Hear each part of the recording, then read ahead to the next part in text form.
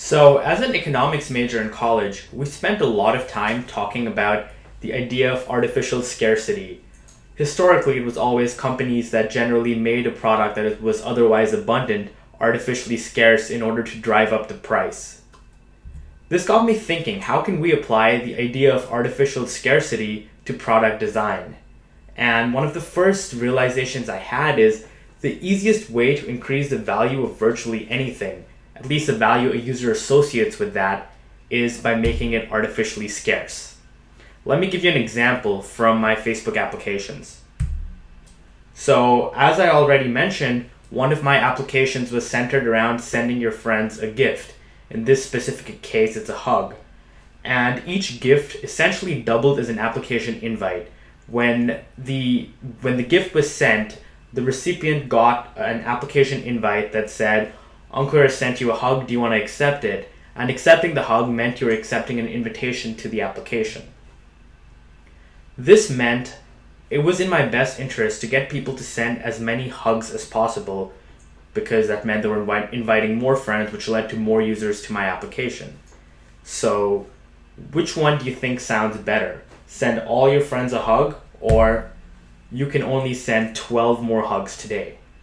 All of a sudden, I took a commodity that was otherwise unlimited to me. It didn't matter. The more, the better. And I put an artificial limit on the number of hugs or invitations people could send.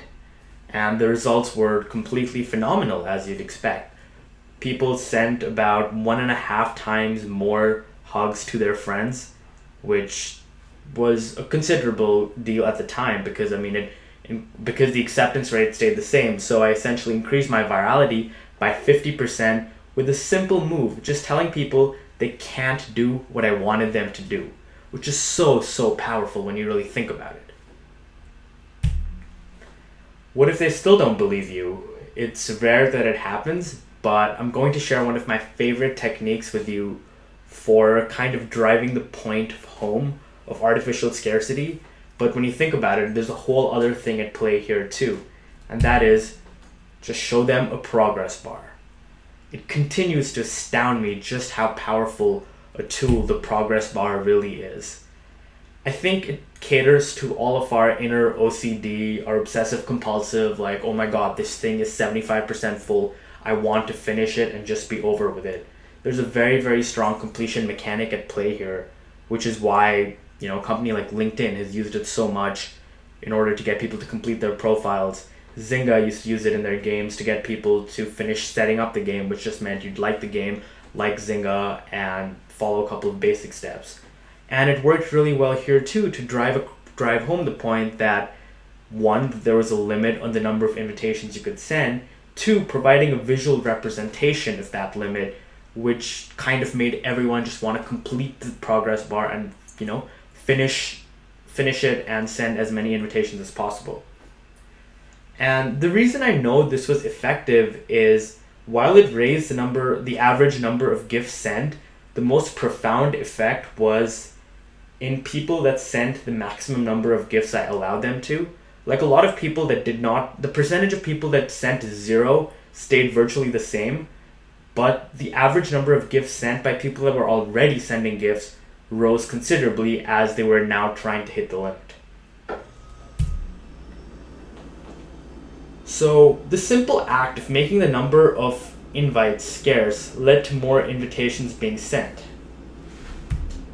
This in turn led me to believe, what else can we apply artificial scarcity to? It's very powerful with invitations, of course, but how else can we use artificial scarcity? And this is actually a hack that does not belong to me. It's one of my close friends who had a drug trading Facebook game way back in the start of the platform, where he tried to apply artificial scarcity to monetization. So these kinds of games worked heavily on in-app purchases. His primary revenue source was in-app purchases. So on his in-app purchase page, what he did was put up a big banner on top saying, you are only allowed to spend $10 today. He had a progress bar underneath it, which tracked the amount of money you were spending every day, and it filled it up, until you got to $10, at which point it said you were 100% complete. Predictably, people that didn't want to spend money did not spend money. It did not alter their behavior in that way.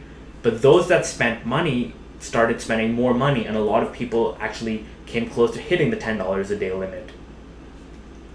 Now, one of his concerns while implementing this is, I don't know how well you're aware of this, but the monetization of social games is largely driven by whales, as we like to call them. That is the small percentage of users that spend lots and lots of money, generally far greater than $10 a day. So my friend was concerned about losing these people. So he did something that could be considered a little unethical, but also really awesome, where he actually never enforced the $10 limit.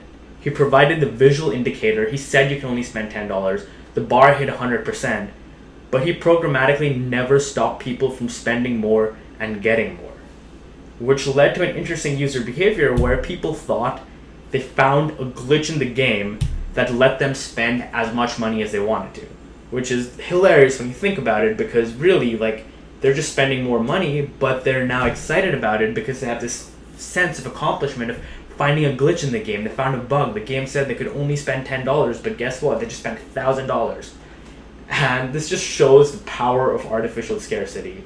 It really is one of my most powerful techniques, and it's something that, while it works in product design, it can be applied in life. Like, just the idea of making anything scarce, might it be your company, might it be your time, leads other people to attach far more value to it.